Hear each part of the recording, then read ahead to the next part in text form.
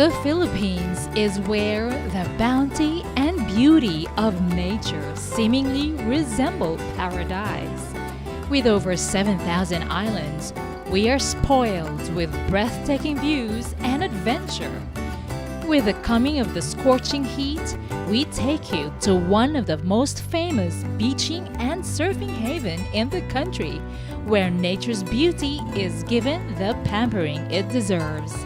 With unique environmental conservation efforts, La Union is more than beauty with dynamic living, the total you. Sigurado ka kung gusto ninyo ang inyong mga ipot na tunggal ka-reaction will take a very short time and then will return. Your opinions or things do you have in mind that you believe could end your needs and that which first world class care kaya natin ibigay sa mga tao dito sa mundo. It is a very better and whatever the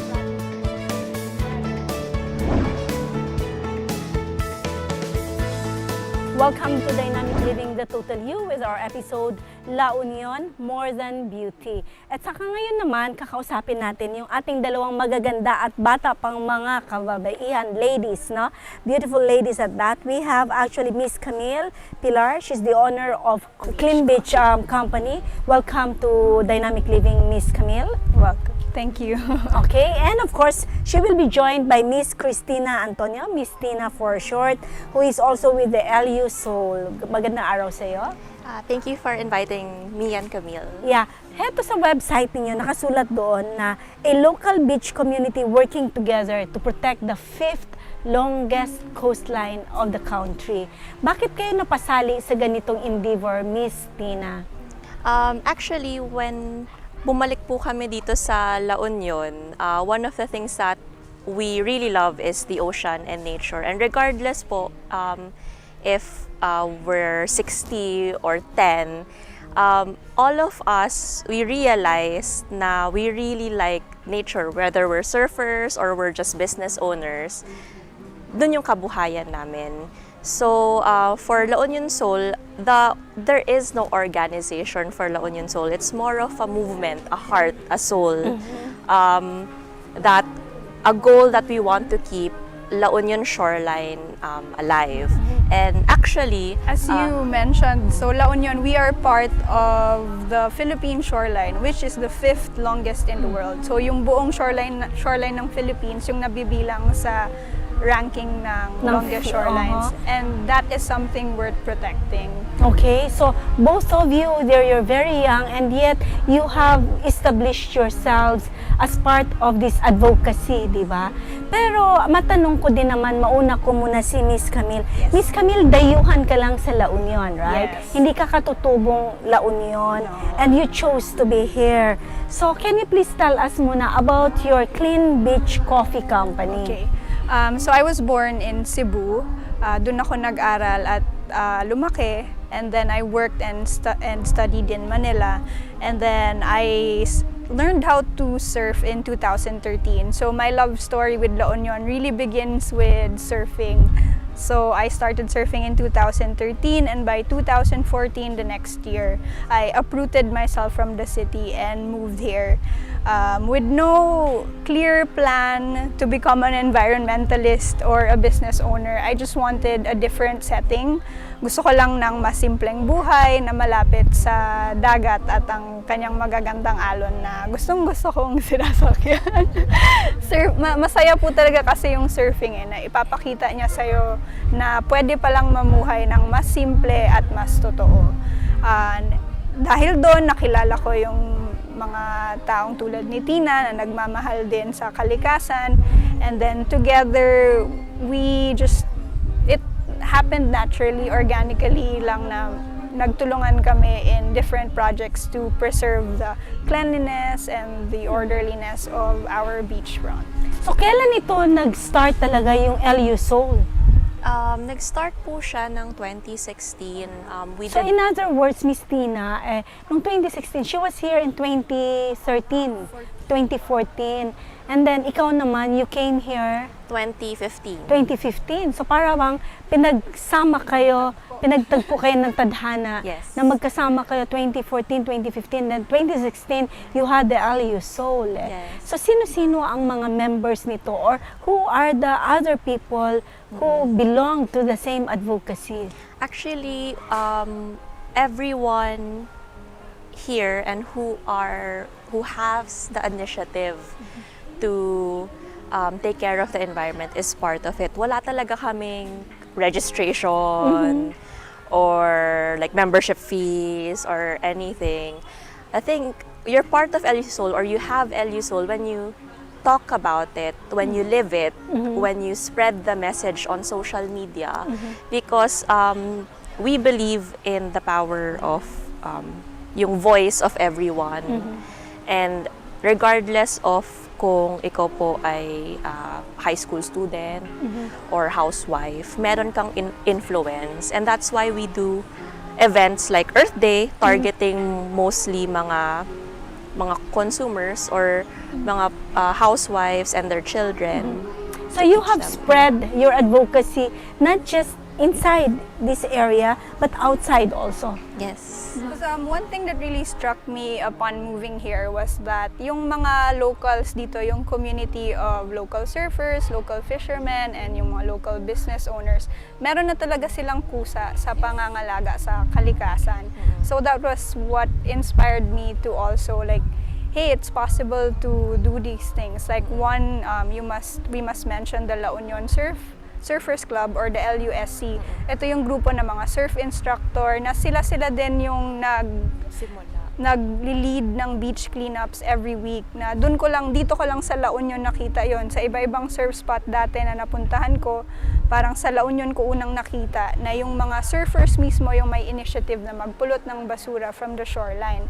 And upon talking to these local surfers, they say they've been doing it way back since 1999, wala pang social media. Ganun talaga dito sa LU, kumbaga they really take care of the beach.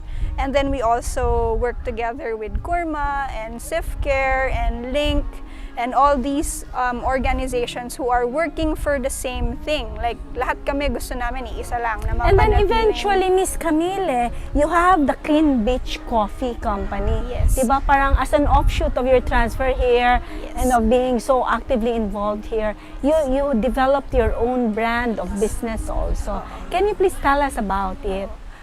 Tamang-tama din kasi nung lumipat ako dito, parang yun din yung simula nung pasikat yung La Union. Yung lagi na siyang nababanggit sa mga articles or lagi na siyang sinishare sa social media. So habang dumadami yung turista at bisita dito, nangangailangan na rin syempre ng mas maraming mga lugar na pupuntahan or mas maraming kainan, tambayan.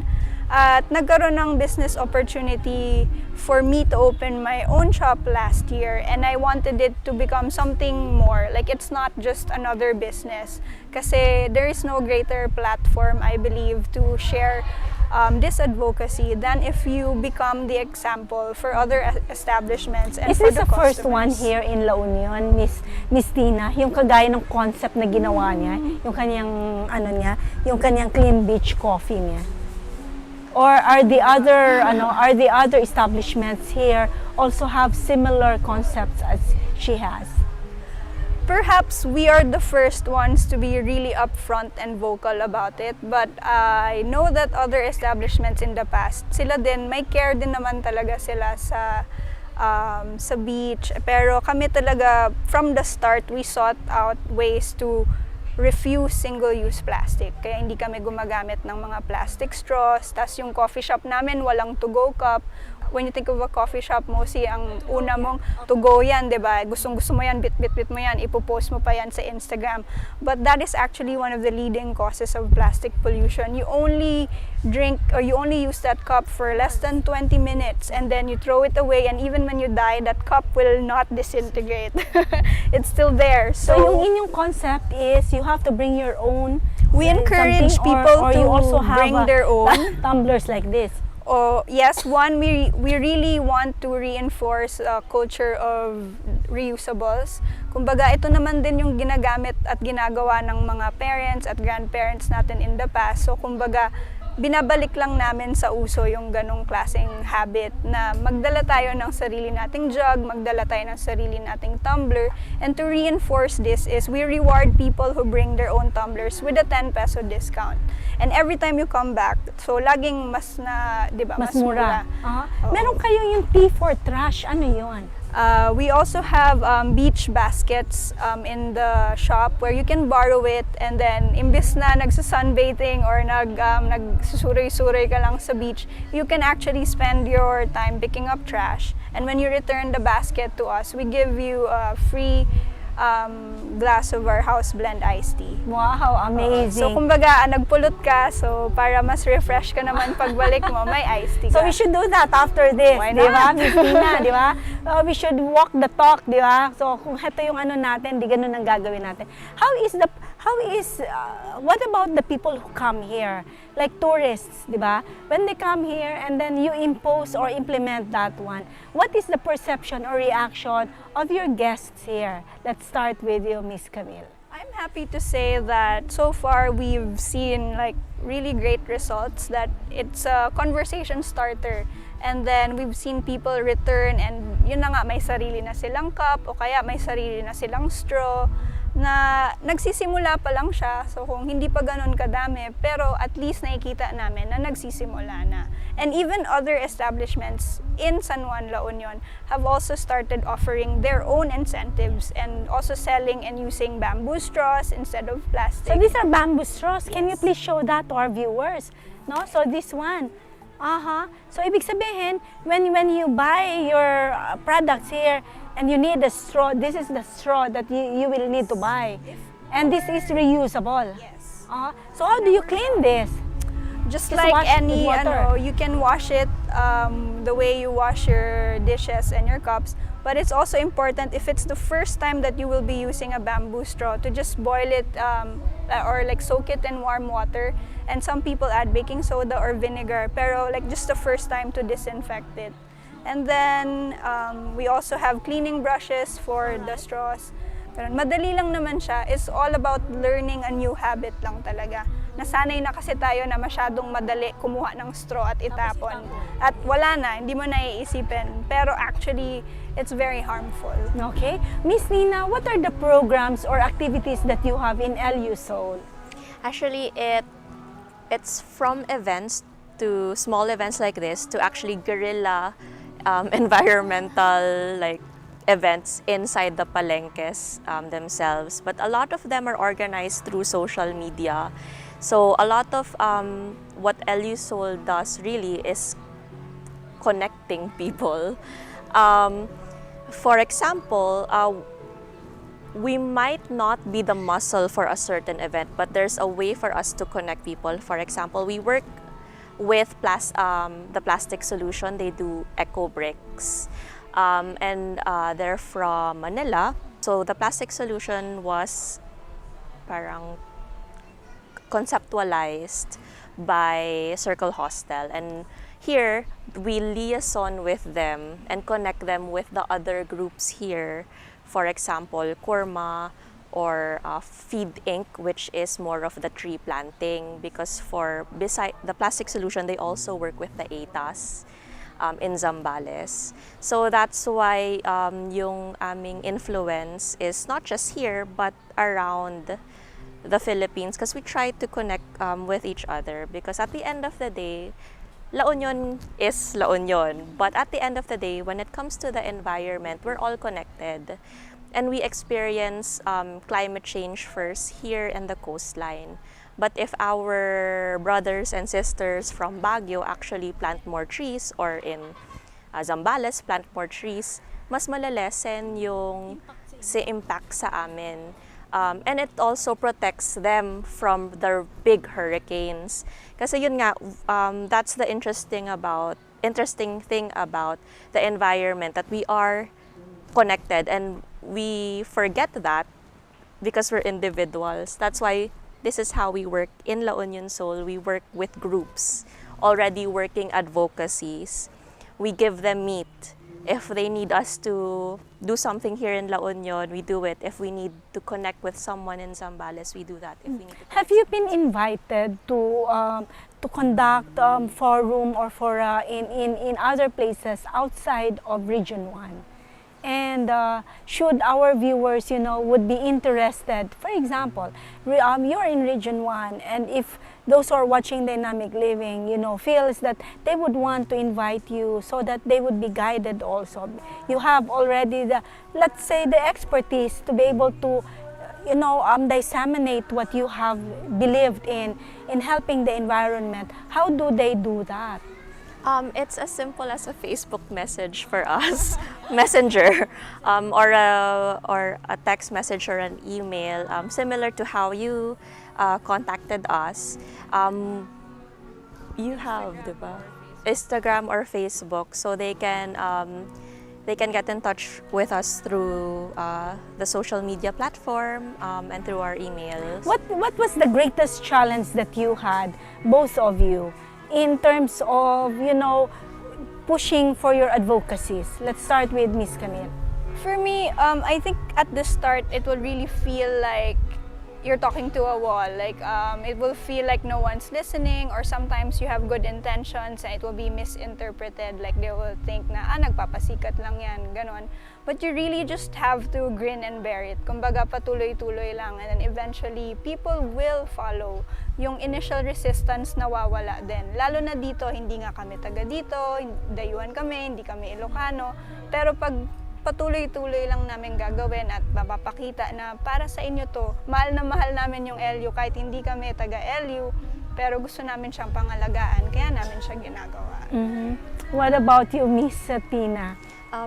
The most difficult one is actually budget. Yeah. It's actually, people believing in it, people who have the initiative to support it. Because the first time I presented the project, for the first year, 2015 siya, wala talaga, like everyone was waiting for it to happen. So we did things on our own, like kami muna, budget namin, small things. And then we managed to get the right people on board the second year. And then we managed to get more right people on board. It was actually getting not older, people who were more experienced than us on board first, trying to navigate through like how life is here. Kasi maliban po sa La Union Sol, nung lumipat po ako dito nung bumalik ako dito nung 2015, hindi ko pa kabisado yung community dito. Hindi pa ako accepted as part of the community here. Even though fourth generation na po ako dito, although hindi po ako lumaki sa Urbistondo, but yung family ko, yung roots namin is really Urbistondo. So, yun po siya. But you were able to surmount that. So, how do you envision yourselves like 5, 10, 20 years from today? Miss Camille. We just hope that more people would come on board, more people would share our enthusiasm and energy for preserving our beaches, and sana hindi lang sa La Union, sana sa lahat Buong ng surf Pilipinas. spots, sa lahat ng beach Buong destination. mundo siguro later on, di ba? Because I think the people, nahihirapan sila magsimula kasi feeling nila napakahirap ng problema na plastic pollution. Parang naguguluhan sila, paano ba kami magsisimula? Pero yung nangyari din, like from my own experience, like kahit mag-isa lang ako, marami akong pwedeng gawin on my own. Like just by not buying bottled water, just bringing my own tumbler. I've been doing it for a few years pa lang, pero ang laki ng natitipid ko na hindi na ako bumibili ng tig-30 bottled water na mineral water, or hindi na ako gagamit ng straw, or madami kasi talagang pwedeng gawin on an individual level, and you need to be willing to do these things so other people can see your example, and then they'll be able to follow you, and then they will also be able to encourage and inspire others to do the same. And you believe in your heart of hearts that with what you are doing now, para bang ripple effect lang, Parang isa lang, you remember when you throw a pebble in a pond of water, mapapansin mo yung ripple effect. Last year, yung Earth Day namin, it was just a small event with friends, tayo-tayo lang. And then now, just a year later, we now have musical performances. And artists. We have artists, we have art installations. And Within these a are, year. they give it for free so that they would be able to help out in your advocacy. For food. For food. Food It's okay. exposure. At least food lang yon, di ba? Kain-kaya na natin. What about you, Miss Tina? Ano kaya ang sa tingin mo, what is your vision? Okay, hopefully yung ginagawa nga namin ni Camille mag-ripple effect siya. Kasi the vision is for us to actually, sana ito na yung lifestyle ng tao, that we don't need to be there to remind them na don't use eco bags, or you bring your own plastics, what do you call it, reusable plastic containers when you go shopping. Sana automatic na yon sa Pilipino. Yun po yung vision namin as Parang ang as sarap artists. kasi isipin ng future na matatanggal na sa isip ng tao na ay baduy yung nagdadala ka ng tumbler, baduy yung may jug. It's actually the opposite. Like if you see people who care for the environment, if you see people doing mindful acts, no matter how small, they have my respect.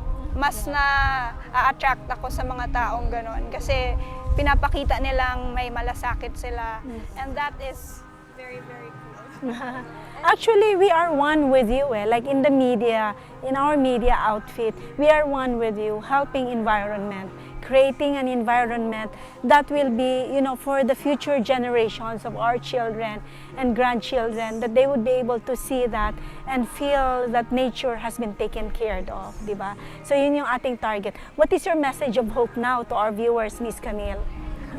To everyone, whether you're a surfer or a beach goer, beach lover, or an enthusiastic traveler, wherever you go, you have the power and the influence to make small changes. And when you combine all these acts together, without you knowing it, you're already becoming a force of change for the future.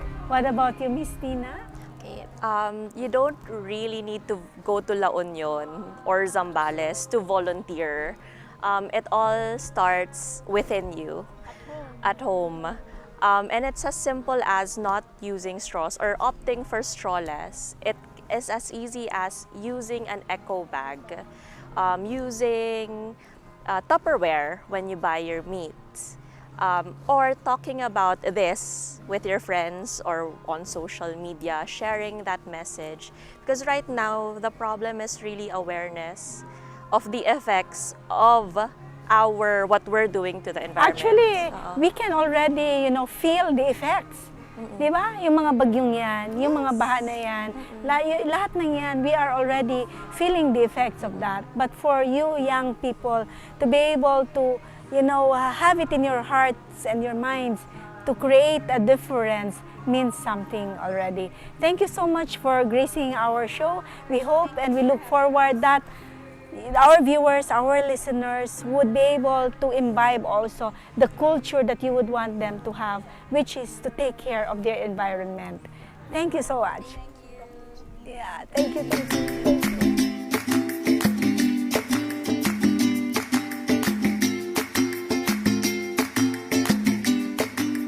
Pamamagitan ng programa ng Clean Up Drive na kung saan ay ang mga kabataan ay magtipon-tipon para magtutulungan na linisan yung beach at magkaroon ng organisasyon kung saan magtapon ng tamang basura para mapanatili yung kalinisan at kagandahan ng dagat. Dapat sila yung mag-take care kung ano yung dapat gawin para hindi siya masira ng lahat ng gumagamit nun. Since yung lahat naman ng tao ay nagbabayad ng taxes for that, so dapat dun siya magamit. Mag-umpisa tayo sa sarili natin. Kumbaga parang pagbabago lang din sa Pilipinas. Maraming gustong magbago pero sarili ngang ikaw tao na hindi mo gusto magbago. So parang ganoon din sa beaches. Para maprotektahan natin yun, tsaka mas mapahalagahan natin. Linisin natin, huwag tayong clean as you go nga. Hindi lang tayo yung parang magpakasaya. Kasi tayo lang din mismo sumisira sa sarili natin kapaligiran eh. Stricter implementation ng existing laws that protects beaches. Huwag na tayong magtapon ng basura sa dagat kasi karagatan yan eh. Siyempre marami rin pagkukunan ng mga ano dyan, diba? Pinakamagandang gawin dyan ay bawal po tapon ng basura at yung buhangin po ay hindi po natin kukunin yan at yung mga corals ay hindi natin kukunin. Tsaka yung puno ng beaches para maganda yung view na.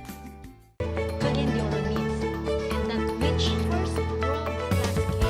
Kaya natin ibigay yung mga it is a very better and whatever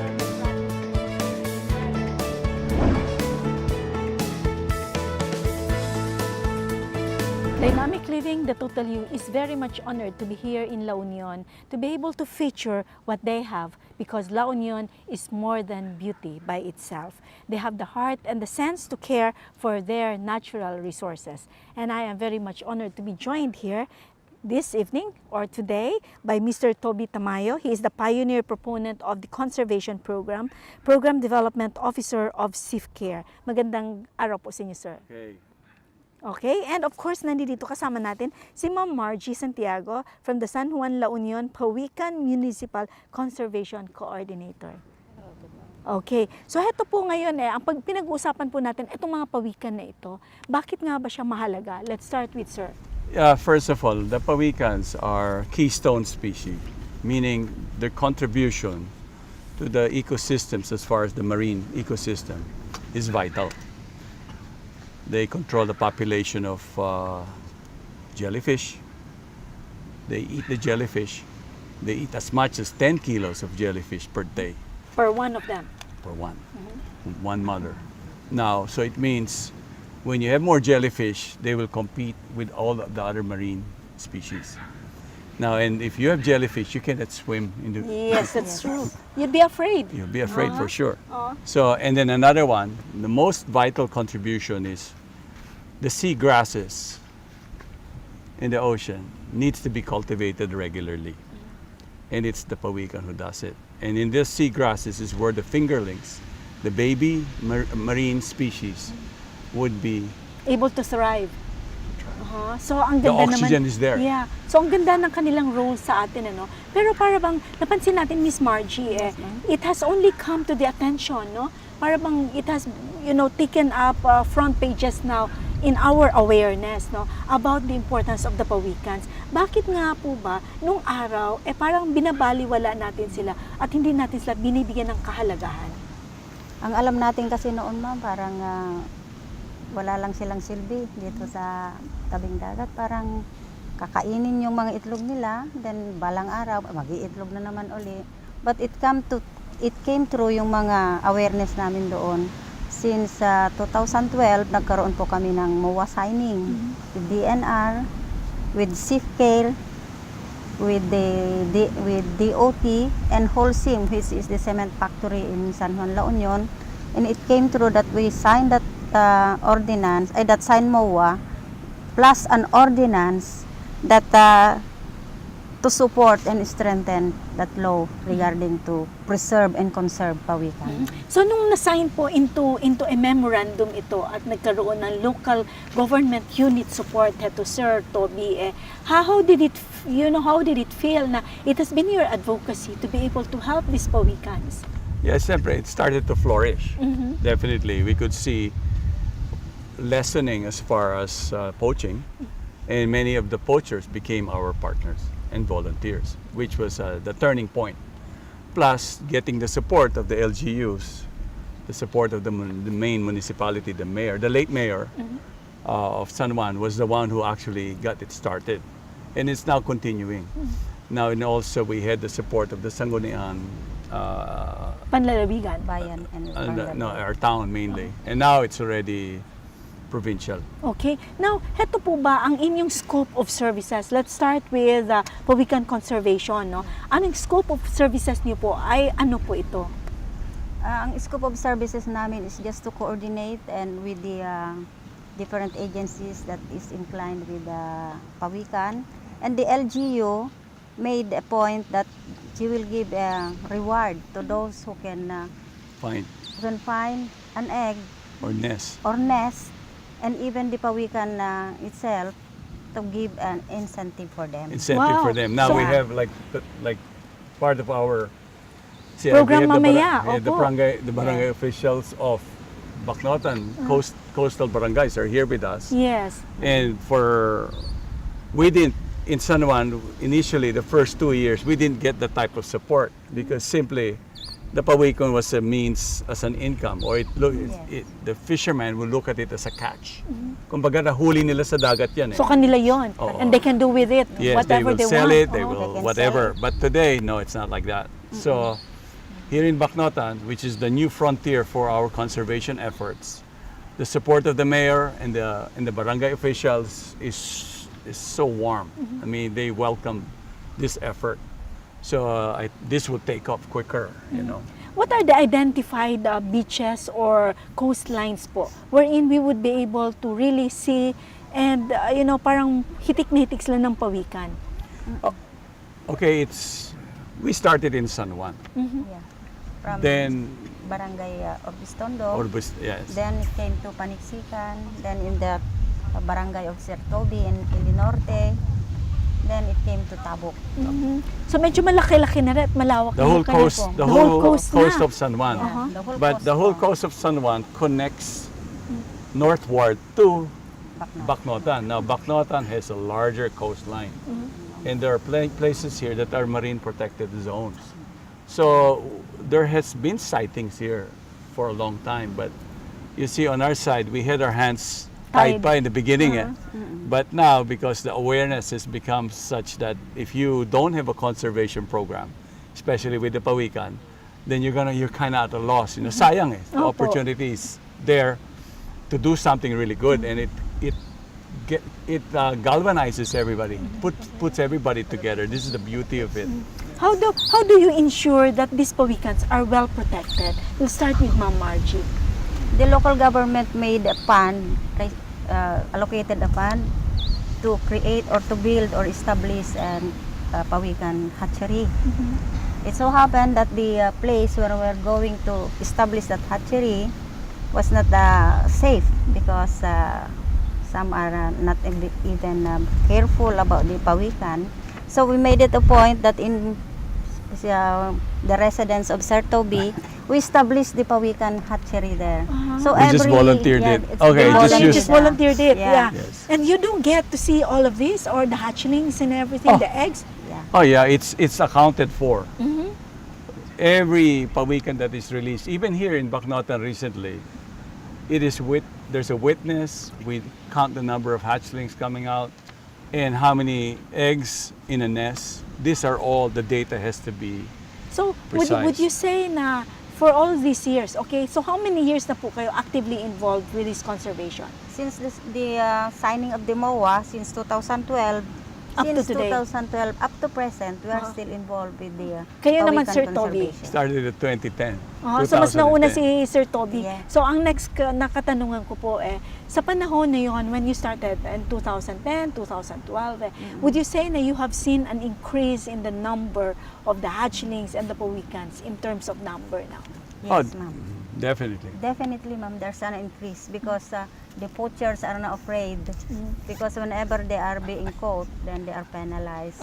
There's a penalty now. There's a penalty. They're There's protected. Municipal Ordinance 2011. So if they are being caught, then they will be penalized. And this is being implemented here. Yeah. Oh, yeah. It is It's implemented. full in some- implementation. Yes, ma'am. So how do we ensure, sa mga tagapagpanood po natin ngayon, ang ating pong panawagan sa kanila, paano natin tulungan how to protect these pawikans that we have? We'll start with Ma'am Marge. With the implementation and strengthening of the ordinance to support, then lots of information disseminations are being conducted. So all of the some of the poachers now in San Juan, they are now aware because they want also to be a part of that program. Yes. Yeah. Yun yung maganda eh. Yung from a poacher and then now to be a conservatist. volunteer, yes. And a volunteer at that. That's the beautiful thing. Sir Toby, matanong ko po kayo on a personal level. Have you had a personal encounter or an experience involving ipawikan? Kaya ganun nila ang pagmamahal mo sa kanila? Well, you see those creatures, definitely. It goes deep, because they're God-created creatures like us, and that we are stewards. That's how I feel about many of them. So the caring has to be there for you. You have to basically provide the type of, we're given the intelligence to be able to be stewards and perform our tasks. So this is actually what motivates and inspires myself and many of the volunteers. Now, included for the protection is, before, when we started, there was no regular cleanups of beaches. So when the Pawikan program started, the conservation program, when we started, it was just a family affair. We would walk the beach and pick all the plastics. My daughters, my wife, my son, we would be down, and a few friends. We would just walk the coast and pick the plastics, especially during the Pawikan season, nesting season. But now, the resorts, They do. Yeah, actually they promote and they even Exactly. encourage. We were there in Clean Beach Coffee. They give you something there so you can just go around and pick up. And when you return, you're given something in Yes. return for it. so this is the change that's already occurred in the last 2 years, 3 years. Wherein, if there is some type of, let's say, lessening of support of a particular LGU, but now here comes the Private private sector, groups. yes. So on the end of the day, it's all complementary. Katulad dito in Bacnota, I mean, immediately our resort programs here is still in its infancy, kakaunti ang resorts. But yet, because of the LGUs coming to the picture, it was such a sigh of relief for us, because the work is It's not just alone.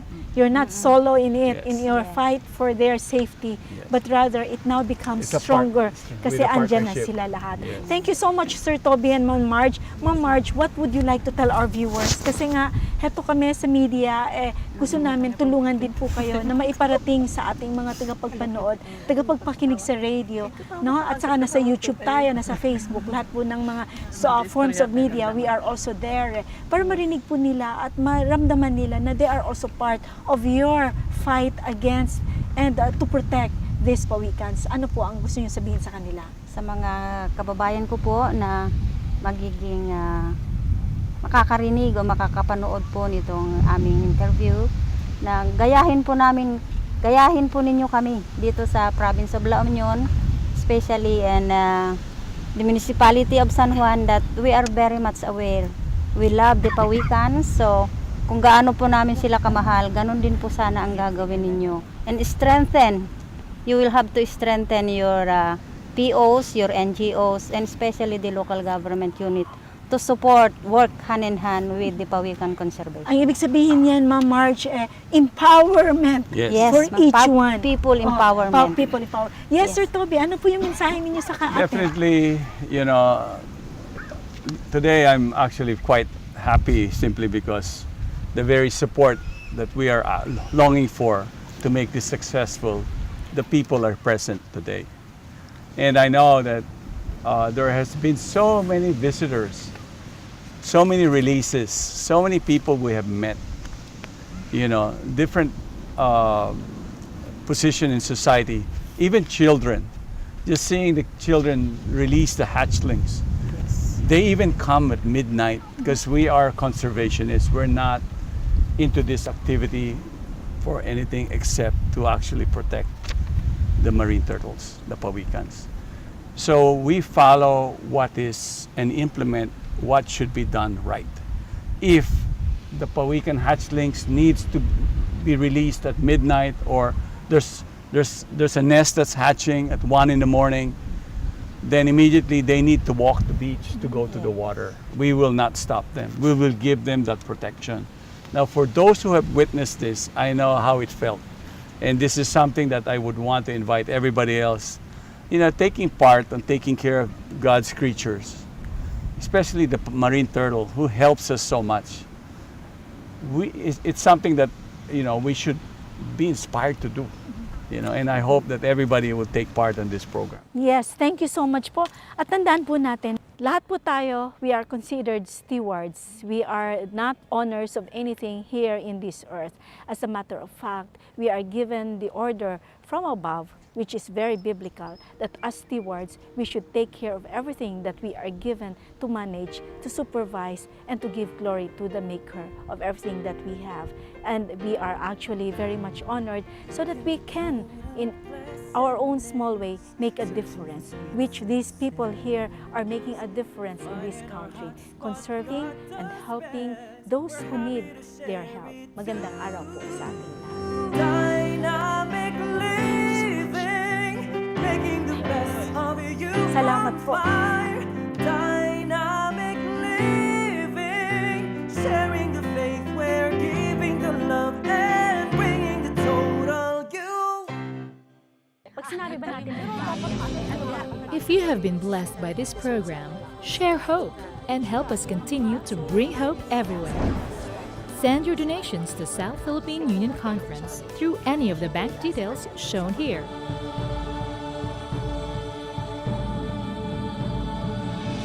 Hope Channel, sharing love, changing lives.